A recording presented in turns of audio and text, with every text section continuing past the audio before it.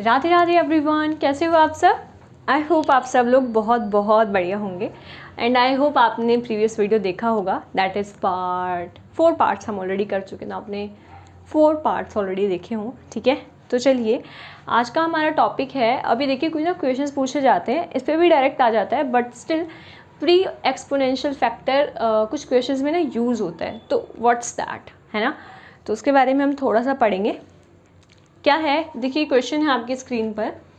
ये क्या कह रहे हैं कि आपको इस क्वेश्चन का ना ओवरऑल एक्टिवेशन एनर्जी और प्री एक्सपोनेंशियल फैक्टर निकालना है। ठीक है, हमने एक इक्वेशन पढ़ी थी, क्या एक्सपोनेंशियल वाली, देखो कल भी पढ़ी थी अपन ने, जल्दी से अपनी नोटबुक्स पे लिख कर देखो फिर मैच कर लेना। क्या थी हमारी इक्वेशन, के ए ई टू द पावर माइनस ये बाई में आर टी। ठीक है, इससे हमने ग्राफ भी प्लॉट करने देखे थे। ठीक है, ऑल्सो एक बार अपनी वो टेबल भी बना के देखो एंडो एक्सोथर्मिक वाली। ठीक है, एंडो में टेम्परेचर इंक्रीज के इक्विलिब्रियम भी इंक्रीज। ओके, तो एंडोथर्मिक रिएक्शन होती थी। अब देखो क्या है, एक्सपोनेंशियल फैक्टर तो हो गया ये ई वाला फैक्टर। अब इसका प्री फैक्टर कौन सा, मतलब इससे जस्ट पहले वाला, दैट इज ए की बात हो रही है। ठीक है, तो आपको सिर्फ क्या बताना है, ए, और एक्टिवेशन एनर्जी क्या है हमारी, दिस वन। ठीक है, आपको इस तरीके से ना एक्चुअल में देंगे नहीं, आपको बनाना भी पड़ सकता है। मान लो आपको बड़ा सा इक्वेशन दे रखा है कोई कि लाइक ए से बी कोई रिएक्शन हुआ, ठीक है, फिर बी से सी कुछ हुआ, देन सी से डी कुछ हुआ, ठीक है, एंड देन डी से पी हुआ। मान लो इस तरीके का कोई दे रखा है, इसमें आपको लग रहा है K1 K2 K3, ठीक है, यहाँ पे आपका K4। तो आपको इस तरीके से मान लो इसका ओवरऑल लिखना है। ठीक है, तो क्या आ जाएगा, ए से पी वाला। ठीक है, तो आपको बता दूंगी कैसे कैसे करना है।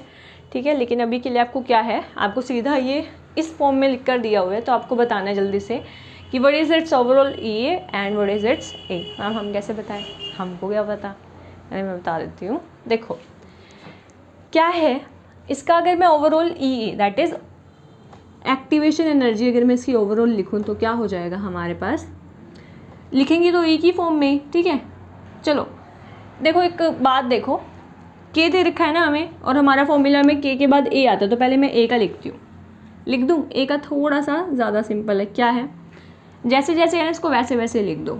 A1 A5 A2 A3 A4 and 1/3। ठीक है, अब बात आ जाती है मैम बस इतना ही था, बिल्कुल इतना ही था। ए ओवरऑल निकालनी हो तो क्या निकालोगे, इसमें प्लस हो जाएगा, अगर मल्टीप्लिकेशन है तो E1 प्लस E5 तो प्लस हो जाएगा, और डिवाइड में है तो क्या मल्टीप्लाई कर देंगे, E2 minus E3 minus E4। ठीक है, और अगर आपका मन नहीं है ऐसे लिखने का तो आप इसको माइनस इक्वल ले लीजिए, इनको प्लस में लिख दीजिए, ऐसा भी लिख सकते हो। ठीक है, बट जैसा भी है आपकी मर्ज़ी। उसके बाद क्या करोगे, ये जो 1/3 है ना, जो आपका कहाँ था, पावर में था, वो आपका ओवरऑल आगे आ जाएगा 1/3। ठीक है, ये हटा ही देती हूँ थोड़ा अच्छा दिखाने के लिए इसको, मतलब यार वो तो जैसा तुम्हारे पास ऑप्शन हो ना उस तरीके से देख के टिक कर देना, कॉमन लेना कोई बड़ी बात नहीं है। ठीक है, this will be your answer. But ma'am इतना ईजी, अब देखो इसमें एक है कि अगर इसके न्यूमरेटर या डिनोमिनेटर में कुछ भी होता है ना तो वो आप कंसीडर ही नहीं करते। फॉर एग्जाम्पल अगर सेम क्वेश्चन ही, ठीक है, सेम आपका ये जो क्वेश्चन है, इसमें अगर मैं यहाँ पे मान लूँ कि डिनोमिनेटर वाला मैंने 3 लिख दिया, ठीक है, वही होगा 1/3 कर दिया। ठीक है, चलो ये वाला एग्जाम्पल देते हैं, सेकेंड एग्जाम्पल देखो, इसके न्यूमरेटर में 5, डिनोमिनेटर में 2, मतलब हमने एक टर्म ले रखी है। ओके, अब इसका कैसे लिखोगे, तो गाइस ये ना क्या हो जाए, ओमिट हो जाएगा, जैसे ये है ही नहीं, ए में भी नहीं दिखेगा, तो ए में आप क्या लिखोगे, A1 A2 अपॉन में A3 की पावर 1/3, ये वाला लिखोगे ही नहीं।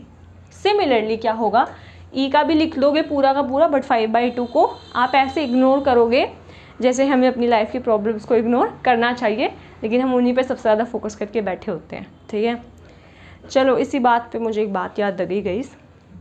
देखो आई नो हम सबकी लाइफ में कुछ ना कुछ ऑलवेज चल ही रहा होता है, बट 2 तरीके के पर्सन होते हैं, एक जो लाइफ की पॉजिटिविटी देखें और एक जो मेरे साथ ही ऐसा क्यों होता है देखें। आपको क्या देखना है वो आपको चुनना है। अगर आप इन सब में भी ना पूरा दिन में पॉजिटिविटी के साथ साथ नेगेटिविटीज़ भी चल रही होती हैं, choice is yours, choose your hard. Negativity देखोगे, परेशान होगे, रोगे, दुख होएगा, क्या बोल रहे हो, आंसू बोल रहे हो, कुछ भी नहीं होगा भाई। आंसू से क्या आएगा, आंसू बोने से सिर्फ आंसू आएंगे। कितना भी बुरा हो रहा है, कुछ भी हो रहा है, कुछ भी हो रहा है, कीप डूइंग, है ना, क्योंकि तुम बो रहे हो, तो बोगे जो, अब तुम आज डिप्रेशन बो रहे हो, आगे फ्यूचर में क्या आएगा दीदी, हैप्पीनेस। नो, मत सोचो ऐसा, पॉजिटिवनेस देखो। सबके लाइफ में ना सबके साथ बुरा हो रहा है, so just be positive and keep doing. परेशानी में भी ना परेशान हो लो, तुम जी भर के परेशान हो, पर काम करते रहो, समझ रहे हो।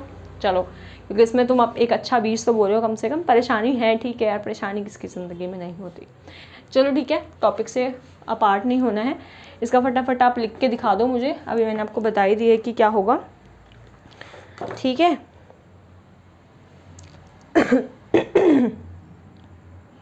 और कुछ रह गया क्या आपका?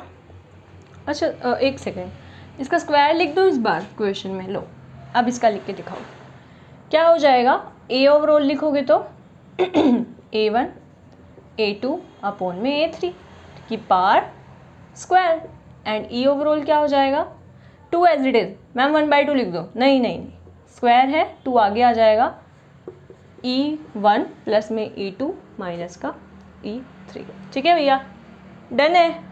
कोई भी दिक्कत तकलीफ है तो भी बता देना, फटाफट से कमेंट कर दो। ऑल्सो वन मोर थिंग यार, मैं ना एनालिसिस देख रही हूँ और मैंने देखा कि 75% जो बच्चे हैं ना यार, उन्होंने सब्सक्राइब भी नहीं कर रखा। क्यों भाई, हैं तुम्हारा कुछ लग रहा है सब्सक्राइब करने में? चलो मत करो यार, वो तो तुम्हारी मर्ज़ी है, बट अगर वीडियो हेल्पफुल है ना तो अभी के अभी सब्सक्राइब करो, ठीक है। क्योंकि यार तुम्हें जिस चीज़ की ज़रूरत है, ऑल्सो सेल्फिश बन के ये नहीं कि खुद देख लिया दूसरों को नहीं भेजेंगे, उसको समझ आ गया तो वो मुझसे आगे निकल जाएगा।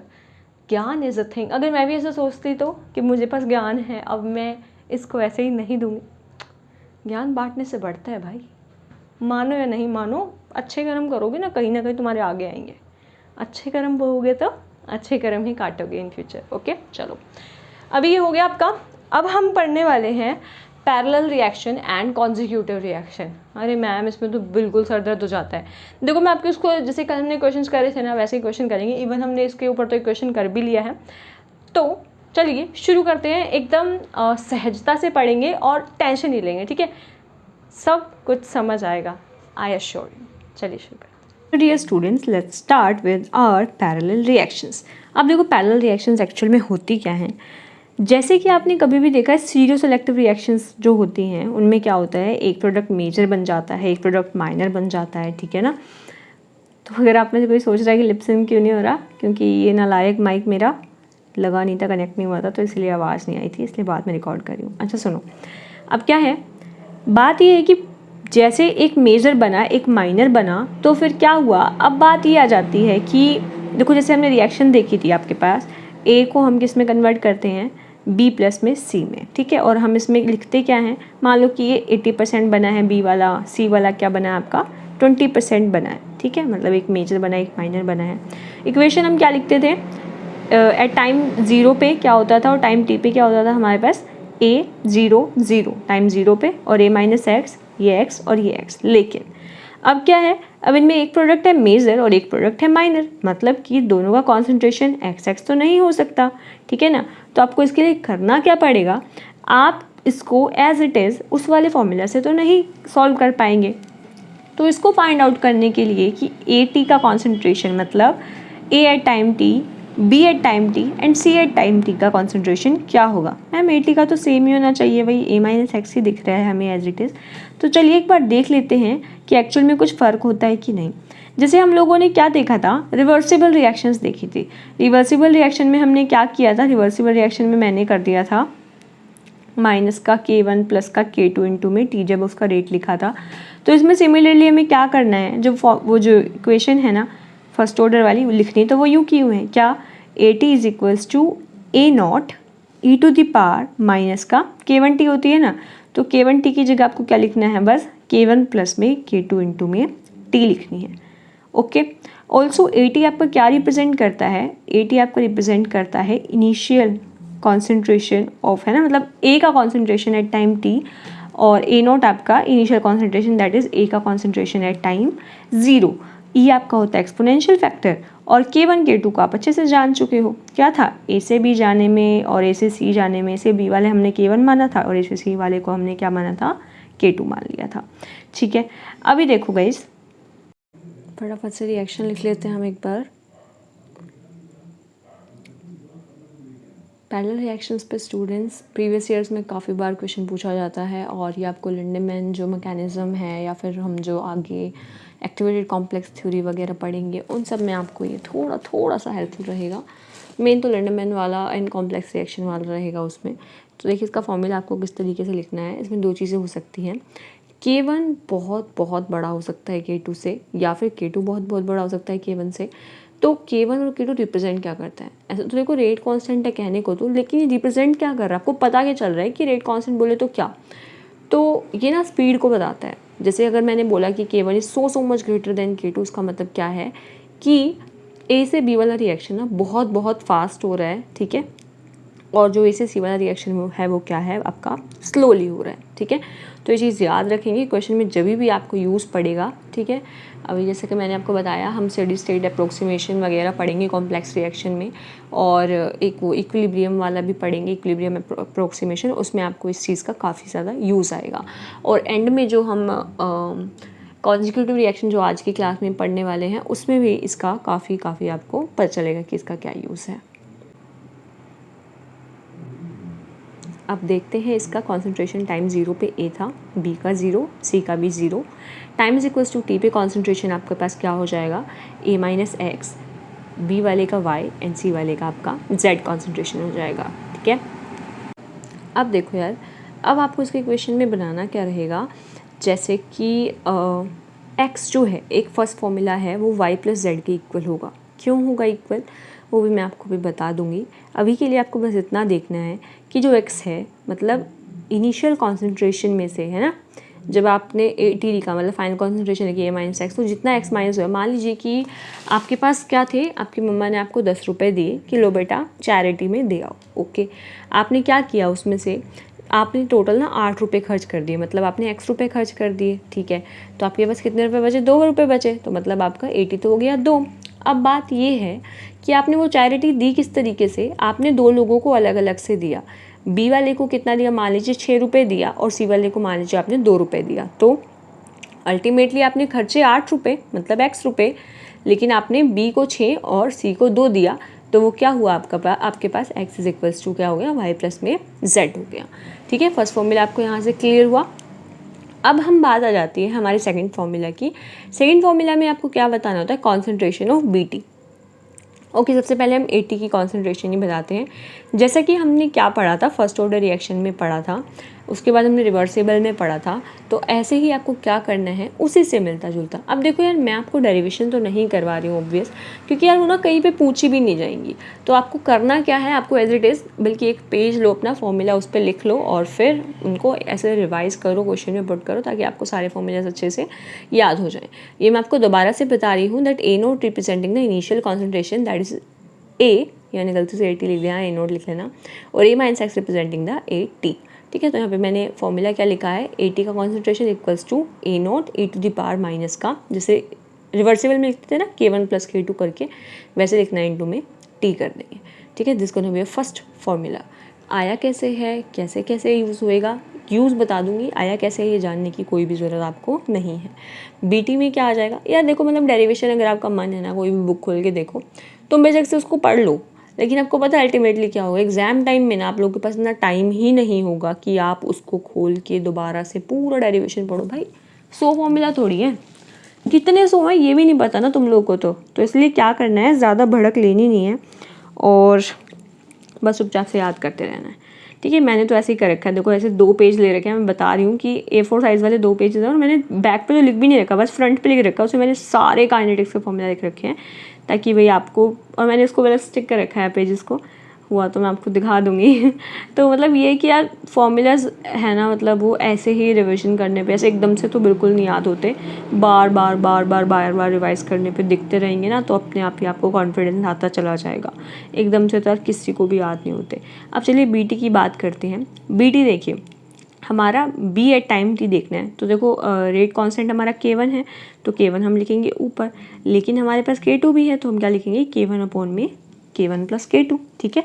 उसके बाद हम क्या कहेंगे कि जो बना तो ये 80 से ही है, तो उसका A naught as it is, लेकिन अब ये कह रहा है भाई मैं कॉपी कैट नहीं हूँ, ठीक है। तो ये क्या कहेगा कि भाई मैं अपना कुछ अलग भी लिखूंगा। तो ये अपने अलग में क्या लिखेगा, ये जो पूरा है ना ई वाला टर्म, एक्सपोनेंशियल वाला टर्म, ये करे तो का, लेकिन ये क्या कहेगा कि मैं 1 minus e to the power minus K1 plus K2 into में टी ऐसे लिखूंगा।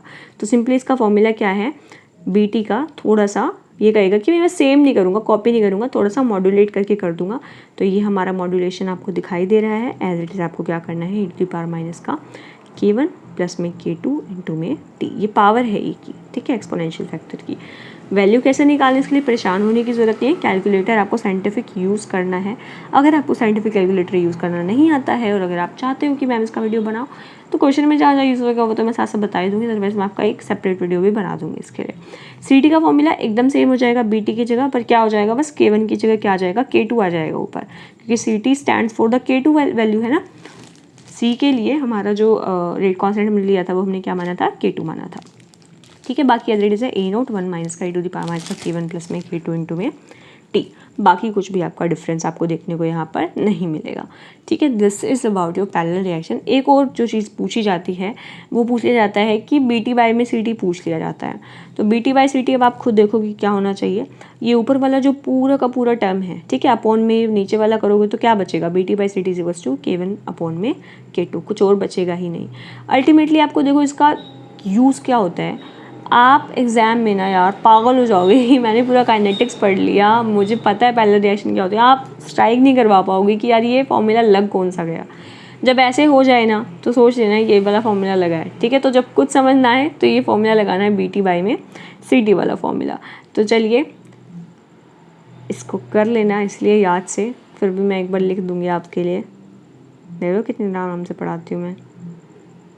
This is all about our parallel reaction. लेकिन अब क्या है, कराने को मैं आपको इसके क्वेश्चन करा सकती हूँ अभी के अभी, लेकिन एक प्रॉब्लम क्या है कि कॉन्जिक्यूटिव रिएक्शंस होती हैं जो एकदम इसके जैसा मिलता जुलता है, और अगर लिखवा लो, अगर आप इसको साथ में नहीं करोगे ना, जैसे मैंने इसको साथ में नहीं किया था, मैंने अलग अलग पेजेस पे लिख रखा था, इतना कन्फ्यूज़न हुआ था ना, इतना कन्फ्यूज़न। तो उस कन्फ्यूज़न को अवॉइड करने के लिए you must have to studied them, ठीक है, एक साथ, you must have to study them एक साथ।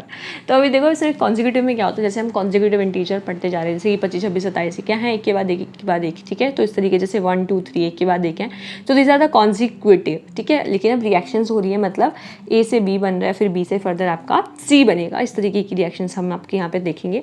फॉर्मूलाज एकदम as it is almost same है, थोड़ा थोड़ा सा आपका जो प्रॉब्लम आएगी, जो थोड़ा सा डिफरेंस है, वो हम वीडियो में देखते हुए चलिए, ठीक है। तो चलिए अब हम शुरू करते हैं हमारे कॉन्जिक्यूटिव रिएक्शन से।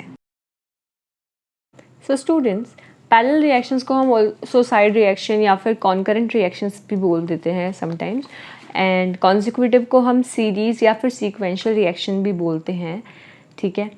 एक बार मैं फिर से चेक कर लेती हूँ आपका बोर्ड, आपको कॉन्जिक्यूटिव सच में विजिबल है कि नहीं है। Let me adjust the board my dears. Okay, इसमें होता क्या है आपके पास कॉन्जिक्यूटिव में, जैसे ए से बी, बी से सी में आपको K1 K2 मान लेना होता है ना। अब इसमें आपके ना अलग, इसमें जैसे पिछले वाले में आपके पैरेलल वाले में 3 4 फॉर्मूलाज हैं, इसमें सिर्फ दो ही फॉर्मूलाज हैं, 3 ही फॉर्मूलाज हैं, ठीक है। एक तो फर्स्ट ऑर्डर के जैसा ही है ऑलमोस्ट एग्जैक्टली, और जो दूसरा है मतलब ईजी सा है। चलो देखते हैं एक बारी, रिएक्शन लिख लो फटाफट से।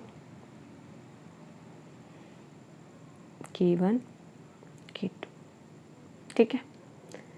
अब आपको T इज इक्वल्स टू 0 पे इसका कॉन्सेंट्रेशन A था, B और C अभी तक बनना शुरू नहीं हुआ था। टाइम T पे A का कॉन्सेंट्रेशन X रह गया, B का Y एंड C का Z। अब बात ये है कि मैम इसको A माइनस एक्स ना मान के आप सीधा इसको X क्यों मान रहे हो, क्योंकि देखो यार A जो है उसका इनिशियल अमाउंट कुछ था, लेकिन अब क्या है उसमें से कुछ y बना, ठीक है, और अब उस y में से फर्दर वो z बना, ठीक है। तो इन दोनों में पैरेलल एंड कॉन्जिक्यूटिव में एक तरीके से मान लो कि हमने डिफरेंस करने के लिए मैंने इसको इस तरीके से लिख दिया है, ठीक है। अब आप करोगे क्या, अब आपको करना ये है कि a is equals to x plus Y plus z कर दोगे, ठीक है। ये क्यों करोगे? अब देखो उसमें था आपके पास x is equals to y plus z, ठीक है, लेकिन इसमें क्या है a equals to x plus Y plus z. देखो करना क्या, आपको जो रिएक्टेंट है ना, मतलब रिएक्टेंट के पास a है, ठीक है, वो क्या बनाएगा, प्रोडक्ट के जितने भी मतलब टाइम टी पे जितने भी आपकी कॉन्सेंट्रेशन है, तो a is equals to x plus Y plus z. और जो नीचे वाला है उसमें भी सेम ही है, मतलब पैरेलल वाले में भी सेम ही किया है, अभी दिखा दूंगी मैं आपको। मतलब यार ये फॉर्मूलाज अल्टीमेटली बहुत कंफ्यूजिंग हो जाते हैं कि कॉन्जिक्यूटिव में एक बार X plus Y plus Z था या फिर उसमें था। तो आपको करना क्या है, देखो पैरेलल में हमारे पास ये था ए से बी या फिर ए से सी बन रहा था, है ना, a 0 0 a minus x y and z.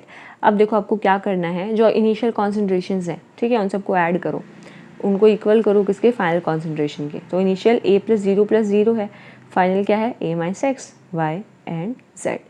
तो ए से आपका कट जाएगा, माइनस का एक्स है, लेफ्ट हैंड साइड में आके प्लस एक्स हो जाएगा, और यहाँ पे क्या आ जाएगा आपका वाई प्लस में जेड आ जाएगा, ठीक है। इतना इसी तरीके से आपको क्या करना है, ऊपर वाले में करो, जो आपका टाइम जीरो पे कॉन्सेंट्रेशन है, a plus zero is equals to x plus Y plus z. तो इस तरीके से आप इसका फॉर्मूला याद कर सकते हो प्यारे प्यारे बच्चों, ठीक है। चलो इसको भी लिख लो यार, अपना छोटा छोटा लिख लेना ताकि आपको याद करने में भी इजी रहे। अभी क्या करना है गाइस, जैसे पहला रिएक्शन में रिवर्सिबल से हमने थोड़ा सा रिलेट करा था, इसमें सीधा सीधा फर्स्ट ऑर्डर से रिलेट करो कॉन्जिक्यूटिव में, ठीक है, क्योंकि इसमें कोई आपको ये नहीं मिल रहा कि भाई ए से ही कुछ दो प्रोडक्ट मिल रहे हैं, सीरियो सेलेक्टिविटी प्रोडक्ट में दिखाई दे रही है। इसमें सिंपल सी बात है, ए से बी ही बन रहा है। तो जो फर्स्ट ऑर्डर में किया था ना वही करो, A T is equals to A naught T to the power minus का k1t, ठीक है। ये आपका हो जाएगा ए टी का वैल्यू। बी टी का वैल्यू कैसे लिखोगे, देखो जिसमें किया था k1 upon k1 plus k2, इसमें क्या करोगे, बी टी के लिए, बी के लिए है तो k1 ही, लेकिन क्या करोगे k1 अपॉन k2 माइनस का k1, ठीक है, क्योंकि k2 के लिए आपको क्या करना पड़ रहा है, अल्टीमेटली बी में से कुछ ना कुछ रिड्यूस हो रहा है ना, तो इसीलिए आपको क्या लिखना है, k1 अपॉन में k2 माइनस का k1, ठीक है। ऑल्सो अब देखो A naught as it is ऊपर से उतारोगे। अब देखो ये E to the power minus k1t भी एज इट इज़ ही उतरेगा, लेकिन क्या है, थोड़ा सा ये कहेगा कि भाई क्योंकि मेरे वाला अलग है, क्योंकि ये अलग है, तो ये क्या करेगा, अलग में ई टू द पावर माइनस का k2t भी कर लेगा ऐड, जिसे आप देख सकते हो क्योंकि इसमें दो बार k है ना। तो बस इतना सा आपको ध्यान रखना है। उसने अलग करने में क्या किया था, 1 माइनस कर दिया था, इसने अलग करने में क्या किया है, दो बार ई ही, है ना, एक्सपोनेंशियल की पावर ही, एक बार माइनस का k1t और फिर माइनस में e to the power minus का k2t। इतना ही है बस आपका कॉन्जिक्यूटिव रिएक्शंस, और इन फॉर्मूलाज को आपको याद रख लेना है। अब आप सोच रहे हो कि मैम सी का भी एकदम सेम हो जाएगा, बट नहीं गए, सी का फॉर्मूला ऐसे नहीं होगा। तो इसीलिए सी का निकालने के लिए आपको क्या करना पड़ेगा, A T plus B T plus C T, मतलब ए नोट होता है ना आपका, ए नोट बोले तो initial concentration, A T plus B T plus C T. तो आपको ए नोट का वैल्यू पता है ना, मतलब आपको ए टी का वैल्यू पता है, बी टी का वैल्यू पता है, ए नोट का वैल्यू पता है, तो फिर आपको वो पुट करके फिर दिखाना पड़ेगा। बट उसकी ज़रूरत ही नहीं है यार, क्यों ज़रूरत नहीं है, क्योंकि पूछा ही नहीं जाता, इसी पे ही क्वेश्चन आ रहे हैं, इन तीन फॉर्मूलाज पे ही। तो ज़्यादा इधर उधर जाने की, टॉपिक से भटकने की कोई ज़रूरत नहीं है। और अगर आपका पढ़ने का मन है तो बुक है आपके पास, पढ़ लेना खुशी खुशी। अब क्या है, अब हम करेंगे इनके न्यूमेरिकल। ऑल्सो मैं क्या बता रही हूँ आपको, मैं कह रही हूँ कि यार इनको ना कंपैरिजन करके याद कर लेना, बिल्कुल भी हल्के में मत लेना चीज़ें। और ये मेरा स्ट्रॉन्ग रिकमेंडेशन है कि अपना एक पेज लो और उस पर छोटे छोटे फॉर्मूला लिख के अपने एकदम जो आपका डेस्क है जिस पे आप पढ़ाई करते हो, आपका प्लेस है, उधर उसको स्टिक करो, ताकि फॉर्मूलाज बार बार आप देखो और आपके ब्रेन में इनका जो डर है वो समाप्त हो जाए। ठीक है स्टूडेंट्स, ठीक है यार, ये फॉर्मूलाज हैं, याद करने हैं। मैंने ट्राई किया है कि आप इनको ऐसे याद कर सकते हो। अभी हम इनको क्वेश्चन में पुट करेंगे और आपको समझ आएगा। और वैसे भी आपको इन सभी टर्म्स का मतलब ऑलरेडी पता ही है, इसमें कुछ भी है बाकी नहीं। बी डी का कॉन्सेंट्रेशन दिखा रखा है, सब कॉन्सेंट्रेशन से तो दिखा रहे हैं। ये क्या आपका एक्सपोनेंशियल फैक्टर दिखा रखा है। एक्सपोनेंशियल से पहले वाला हमने देखा था प्री एक्सपोनेंशियल फैक्टर होता है। केवल आपको पता है रेट कॉन्स्टेंट टी इज आपका टाइम, ठीक है, छोटा टी है तो टाइम और बड़ा टी है तो गॉट इट। चलो और कुछ रह गया क्या, ये मत देखो मैं सच्ची अभी सच्ची हूँ जी शाबाश जी। चलो ये भी बहुत कंपैरिजन कर लिया। अब हम बात करते हैं कॉन्जिक्यूटिव रिएक्शंस के केसेस की, और जो कि बहुत बहुत बहुत बहुत इम्पॉर्टेंट है, ठीक है। तो स्टार मार्क कर लो, और अब हम यही पढ़ने वाले हैं। गाइस बस एक चीज़ और बाकी है कॉन्जिक्यूटिव रिएक्शंस की, ठीक है, क्या है वो देख लो। इजी है, मतलब ज़्यादा डिफिकल्ट नहीं है, पर ध्यान से समझना तब इजी है। देखो भाई, ए से बी गए थे और बी से गए थे आप लोग सी। यहाँ था आपका K1, यहाँ था आपका K2, इतना क्लियर है। बात अब यहाँ पे आ जाती है कि केस 1 हो सकता है जब K1 बहुत बहुत बड़ा हो K2 से, और केस 2 हो सकता है जब K2 बहुत बहुत बड़ा हो K1 से। एज आई सेड कि K क्या रिप्रेजेंट कर रहा है आपकी एक तरीके से स्पीड ऑफ द रिएक्शन, कि कौन रिएक्शन कितना फास्ट हो रहा है। इसका मतलब क्या है कि इसमें K1 फास्ट हो रहा है, इसमें K2 फास्ट हो रहा है। मतलब कि क्या होगा, सोच कर देखिए। यहाँ पर ना आप लोग 3 फ्रेंड्स हो, ठीक है, 1 2 3, आप एक गेम खेल रहे हो। उस गेम में क्या है कि आपको ना ए वाले को बकेट दे के जाना है बी वाले को, और बी वाले को वो बकेट दे के जाना है सी वाले को, ठीक है, ठीक है। और मतलब ये मानो कि यहाँ पे आप लोग कलेक्ट कर रहे हो, आपके पास बलून्स हैं, ठीक है। चलो अभी अब क्या बात है, K1 is so much greater than K2। मतलब कि जो ये ए वाला है, ठीक है, ये बहुत स्पीड से आ रहा है, लो भैया इसकी बहुत तेज़ स्पीड है, फटाफट से आया और इसने इसको दे दिया। लेकिन अब ये क्या है, ये कछुआ चाल चलेगा, ये कछुआ चाल चलेगा और ये मुश्किल से पहुंच पाएगा। तो मतलब क्या कि ये बहुत जल्दी पहुंच पा रहा है, ये बहुत लेट पहुंच पा रहा है। तो होगा क्या, अल्टीमेटली होगा क्या, देखो क्या होगा। ग्राफ प्लॉट कर देते हैं हम तो बस एक कॉन्सेंट्रेशन एंड टाइम का। देखो ए क्या था आपके पास, रिएक्टेंट था, रिएक्टेंट था आपके पास, कुछ ना कुछ तो होगा ही, और वो क्या है, एकदम से कम हो रहा है, एकदम से कम हो रहा है, समझे। उसके बाद क्या है, ये जो बी है वो भी एकदम से बन रहा है, समझ रहे हो ना।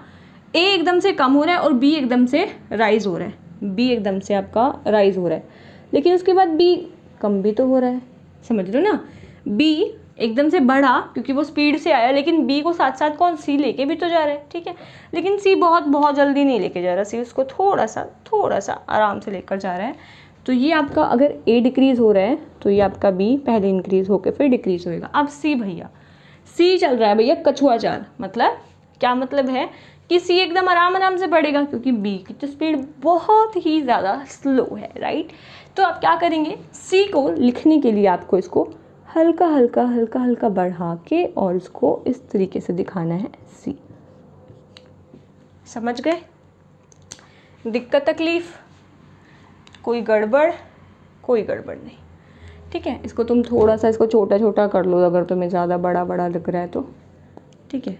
ये मान लो यहाँ पे ए आया, यहाँ पे आपका बी चला गया, ठीक है, और सी फिर आपका ऑलमोस्ट ना के बराबर ही कछुए की चाल में बढ़ रहा है, ठीक है। अब क्या है, अब ये आ जाते हैं, इसमें क्या है, K2 का स्पीड बहुत बहुत तेज़ है, K2 का स्पीड बहुत बहुत तेज़ है। क्या मतलब है कि K2 बहुत जल्दी, मतलब A पहले कछुए की चाल आके B को देगा, मतलब A स्लोली डिक्रीज, ठीक है, A slowly decrease, B slowly increase, ठीक है ना। और जो C है वो इंस्टेंटली इंक्रीज, ठीक है। ये ग्राफ है आपके कुछ इस तरीके से, ओके। इनको सही से बना लेना बेशक से। अब बात क्या है, मैम बता क्यों रहे हो यार, देखो जहाँ पे ये कॉम्प्लेक्स रिएक्शन में आएगा, पर मैं अभी बता रही हूँ ताकि आपको एकदम समझ आ जाए। जहाँ पे आपका K2 K1 से बड़ा होएगा वहाँ पे आपको लगाना है ऐसा ऐसे स्टेडी स्टेट अप्रोक्सीमेशन, और जहाँ पे आपका ये वाला रिएक्शन, ये वाली चीज़ आएगी, वहाँ पे आपको क्या लगाना है, इक्विलिब्रियम। इक्विलिब्रियम क्या होता है वो, इक्विलिब्रियम अप्रोक्सीमेशन शायद, लेट मी चेक, हाँ जी, इक्विलिब्रियम अप्रोक्सीमेशन। होता क्या है कल पढ़ लेंगे यार, आज बहुत ज़्यादा हो जाएगा नहीं तो। वैसे भी मुझे दोबारा से आपका वीडियो का ऑडियो रिकॉर्ड करना पड़ेगा क्योंकि माइक हट गया था, सो कोई बात नहीं, बताऊंगी यार इसके क्वेश्चंस भी, कल देखते हैं। अभी मैं आपको आपकी स्क्रीन पर ना कुछ क्वेश्चंस दे रही हूँ, आपको ये क्वेश्चंस ट्राई करने हैं आज वाले फॉर्मूलाज के अकॉर्डिंग, और बता देना जो जो से क्वेश्चंस आपसे नहीं होंगे, मैं हिंट जैसे समथिंग आपको दे दूँगी नेक्स्ट क्लास में इन क्वेश्चंस का और फाइनल आंसर्स भी, ठीक है। So all the very very best for your preparation, and I hope आप लोगों को वीडियो समझ आ रही हो, and do not forget to like, subscribe and share if you like the video, and of course sharing is caring. So radhe radhe and take care everyone, be positive and be healthy. See you.